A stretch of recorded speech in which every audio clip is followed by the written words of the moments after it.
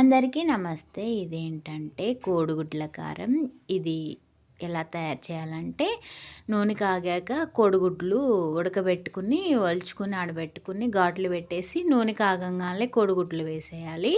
తర్వాత తిరుగుమూత గింజలు కాగాక ఉల్లిపాయ వేయాలి. ఉల్లిపాయ వేగాక ఇంకా కారం పట్టుకోవాలన్నమాట. పచ్చివే, వేప అవసరం లేదు. మిక్సీ పట్టుకోవాలన్నమాట. ఎండుమిరపకాయలు కారానికి సరిపోయినన్ని, ఎంత కారం కావాలో అంత కారం తీసుకోవచ్చు. ఎండుమిరపకాయలు, ధనియాలు, జీలకర్ర ఇవన్నీ పచ్చివి వేయొచ్చు. చిన్నుల్లిపాయలు వేసి సరిపోను ఉప్పు వేసుకుని మిక్సీ పట్టుకుని ఈ గుడ్లు వేగాక ఇలా వేసేసేయచ్చు అనమాట. ఎంత టేస్టీగా ఉండిద్దంటే ఇంట్లో కూరగాయలు లేనప్పుడు ఇలా సింపుల్గా చేసుకోవచ్చు. లాస్ట్లో ఎండు కొబ్బరి పొడి వేసాను అనమాట. కారం కారంగా కమ్మగా తినొచ్చు.